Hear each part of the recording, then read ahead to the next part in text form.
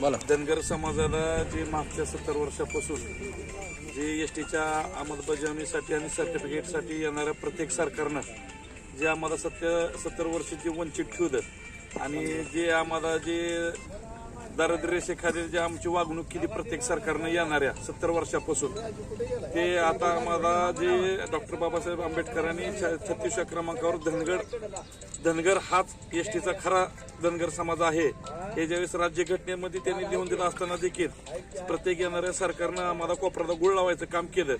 आता आमच्या लक्षात काही गोष्टी आल्यानंतर आता आमच्या धनगर समाजाला जो अन्याय आतापर्यंत आम्ही सहन केला ते आता आम्ही अन्याय सहन करणार नाहीत। म्हणून आज धाराशिवमध्ये रत्नादेवीच्या तलावामध्ये आज आम्ही जलसमाधीसाठी उभारलेलो आहोत। जोपर्यंत सरकार आमच्याकडे लक्ष देत नाही आणि सरकारचा प्रतिनिधी जोपर्यंत येत नाही तोपर्यंत आम्ही पाण्याच्या बाहेर येणार नाहोत आणि आमचा जीव जरी गेला तर आम्ही पाण्याच्या मध्येच राहणार आहोत। एवढं मी सरकारला आजच्या माध्यमातून सांगतो। आमचे 4-5 जे बांधव आहेत पंढरपूरमध्ये ते गेल्या 10 दिवसापासून उपोषणास बसलेले आहेत आणि त्यांचा सुद्धा जीव वेठीस धरत आहे सरकार जीव जाण्याची वाट जर पाहत असेल तर सरकारला आम्ही नक्कीच धडा शिकल्याशिवाय राहणार नाहोत आणि सरकारने जर आमचा प्रश्न एसटीचा प्रश्न मिटवला तर नक्कीच आम्ही धनगर समाज त्यांच्या पाठीशी खंबीरपणे उभा राहू। जर नाही मिटवला तर त्यांना आम्ही येणाऱ्या विधानसभेला नक्कीच धडा शिकल्याशिवाय राहणार नाहोत, सत्तेतनं हद्दपार करू।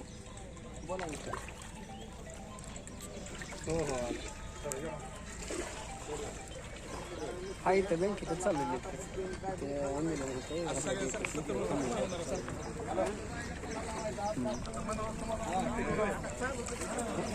हो आज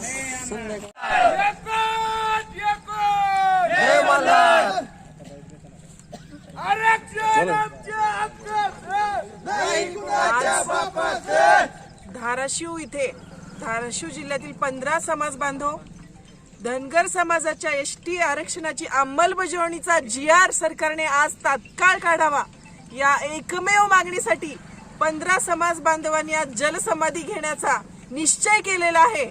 आणि या झोपेचं सोंग घेतलेल्या सरकारला मला सांगायचंय किती कॅबिनेट गेल्या तुमच्या 2014 पासून का आश्वासन दिलं तुम्ही धनगर समाजाला खोटं आश्वासन कधी तुम्ही हे आश्वासन पूर्ण करा। आम्ही ऑलरेडी धनगर समाज एसटी मध्ये आहोत, आमची समावेशाची मागणी नाही, त्यामुळे तुम्हाला सरळ सरळ फक्त एक GR काढायचे एक पत्रक काढायचे ते राज्य सरकारच्या हातामध्ये आहे आणि धनगर समाजाची फक्त एक अंमलबजावणीची मागणी पूर्ण करून तुम्हाला धनगर समाजाला हे अन्याय दूर करण्याची ही संधी आहे।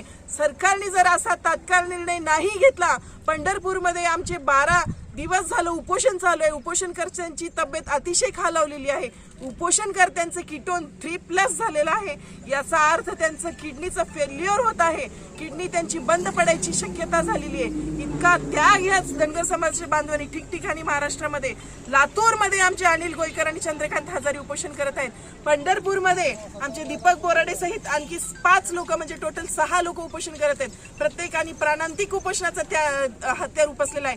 आज आमचे 15 समाज बांधवांनी जलसमाधी घेण्याचा निश्चय केलेला आहे। इथे सुद्धा शासनाचा कोणताही प्रतिनिधी आलेला नाही। आम्ही सरकारचा जाहीर निषेध करतो, विरोधी पक्षाचा सुद्धा जाहीर निषेध करते। शरद पवार गट असतील, उद्धव साहेब असतील, राहुल गांधींचा गट असेल, स्वतः हे दोन्ही एकनाथ शिंदे साहेब असतील, उपमुख्यमंत्री देवेंद्रजी फडणवीस असतील, अजित पवार गट असेल, यापैकी एकही लोकप्रतिनिधी इथे आलेला नाही। धनगर समाजाला जाणून बुजून अन्याय करायचं, धनगरांची मतं घ्यायची, 2 नंबरचा हा धनगर समाज आहे महाराष्ट्रामध्ये।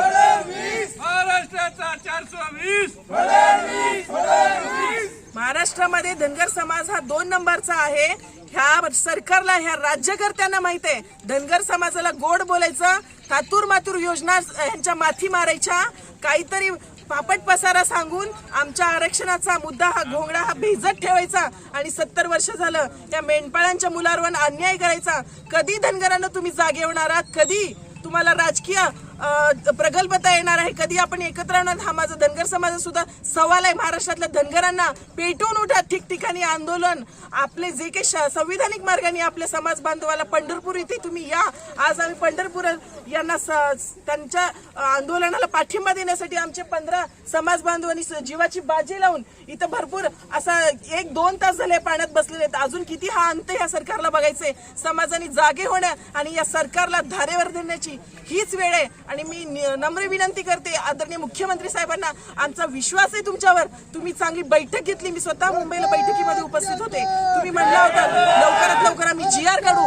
आज तुम्हाला GR काढण्यासाठी आम्ही संधी दिलेली आहे. आज आणि उद्यापर्यंत आम्ही वेळ देतो. GR काढा ही आमची नम्र विनंती. अन्यथा हा उद्रेक जर झाला, या आंदोलनाचा धाराशिव मधून उद्रेक झाला, त्याला सर्वस्वी जबाबदार हे सरकार राहील आणि सरकारमध्ये लोकप्रतिनिधी राहील.